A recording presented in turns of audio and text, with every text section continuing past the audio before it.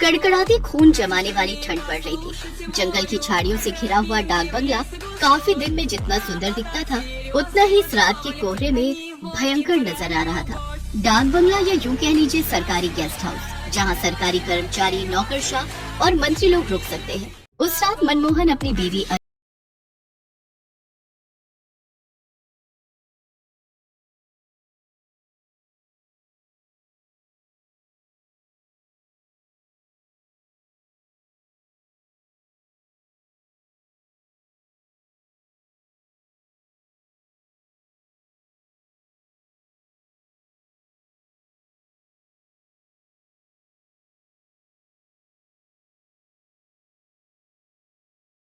डरपोक भाई, तुम कब सुधरोगे? अरे उल्टा इस डाक बंगले की खूबसूरती को देखो ना, यहाँ की शांति में कितना सुकून है। उफ। चुप रहो जीविका। वो चारों अपने अपने कमरों में आराम करने चले जाते हैं। रवि और जीविका एक कमरे में सोते हैं और मनमोहन और अनु एक कमरे में। जब जीविका आराम कर रही होती है, तभी अचानक से रवि को बाहर से किसी के हंसने की आवाज आती है।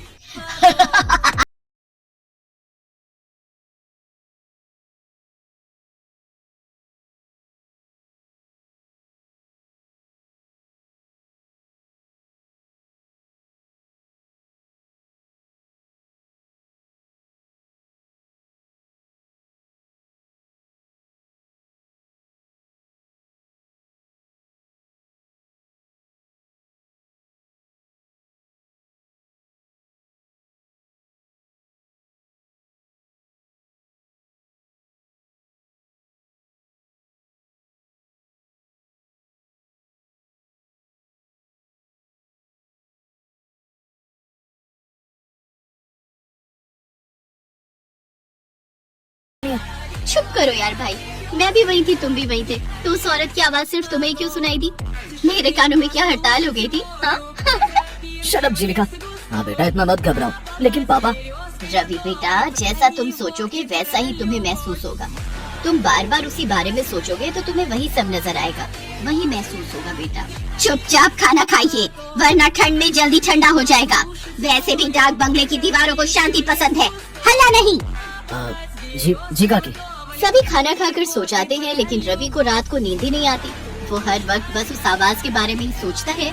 तभी उससे कमरे का दरवाजा अपने आप धीरे धीरे खुलता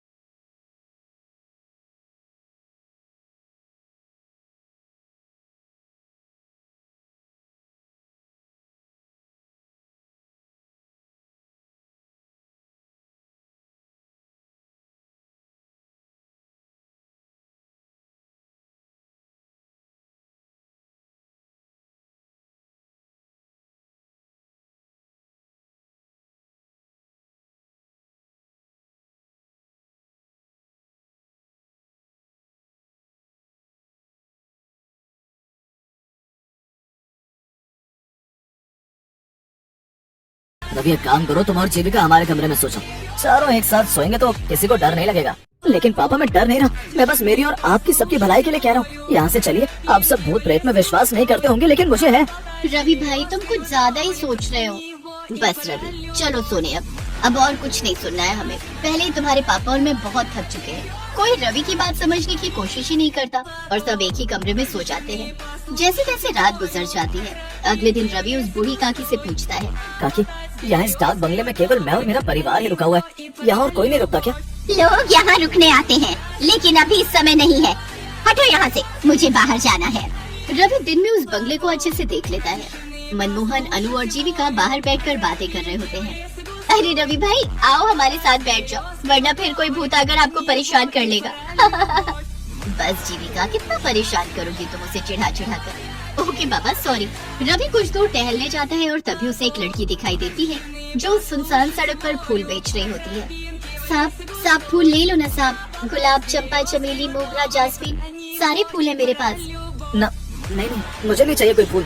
अच्छा ठीक है, लेकिन मेरी बोनी हो जाए इसलिए एक फूल तो ले लीजिए प्लीज साहब। रवि उस फूल को खरीदकर अपनी माँ अनु को बालों में लगाने के लिए दे देता है। बाद में जब अनु बाथरूम में मुंह धोने जाती है, तभी वहाँ की लाइट अचानक से बंद चालू होने लगती है। अरे इन लाइट्स को क्या हो गया अचानक से? और जब अनु आईने में देखती है तभी उसके पीछे एक औरत खड़ी होती है जिसकी शक्ल काफी ज्यादा खौफनाक होती है। अनु की चीख सुनकर सभी उसके कमरे में भागे चले आते हैं और उसे वहाँ पर बेहोश पाते हैं। माँ माँ आंखें खोलो ना माँ। थोड़ी देर बाद जब अनु को होश आता है तभी वो उन तीनों को सारी घटना बताती है। अनु की जुबानी ये सारी बातें सुनकर उन तीनों के पैरों तले जमीन खिसक जाती है। माँ ये सब सच है? हाँ जीविका बेटी, रवि बिल्कुल सच कह रहा था। देखो मैंने कहा था ना आप तीनों से, इस डाक बंगले में जरूर कुछ तो गड़बड़ है। मनमोहन जी मुझे कुछ नहीं पता, हम कहीं और रुक लेंगे, चाहिए तो जंगल में रुक लेंगे, लेकिन इस भूतिया डाक बंगले में बिल्कुल नहीं। हाँ पापा, अगर माँ और रवि ने यहाँ कुछ ऐसा महसूस किया है तो हमें यहाँ नहीं रुकना चाहिए। हाँ अनु ठीक है, अपना अपना सामान ले लो, हम सब अभी इसी वक्त यहाँ से निकलते हैं। चारों अपना सामान पैक करके वहाँ से निकलने लगते हैं, लेकिन तभी वहाँ डाक बंगले के मुख्य दरवाजे पर वो बूढ़ी काकी खड़ी हो जाती है। काकी हमें जाने दीजिए, हमें अब यहाँ नहीं रहना है। नहीं कहा ना, एक बार जब कोई इस डाक बंगले में आ जाता है तो वो फिर से वापस नहीं जा पाता। नहीं, आप हमें यहाँ जबरदस्ती रुकने के लिए नहीं कह सकती काकी, हमें जाने दीजिए प्लीज। मतलब ये कि तुम सब अब हमेशा हमेशा के लिए यहीं पर रहोगे, इंसान बनकर नहीं बल्कि भूत बनकर। उतने में अचानक से वो बूढ़ी काकी अपने भूतिया रूप में बदल जाती है और वहाँ आसपास सभी भूत इकट्ठे हो जाते हैं। ये सब देखकर चारों की रूह कांप उठती है और रोंगटे खड़े हो जाते हैं। नहीं, बचाओ!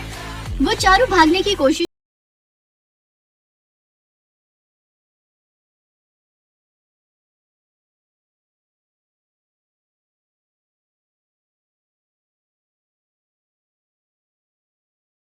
तो यहाँ से जाने दो, हमें जाने दो। नहीं, कहा था ना मैंने। अब तुम सबका अंत तय है, तुम सब भी हम भूतों की बिरादरी में शामिल हो जाओगे आज।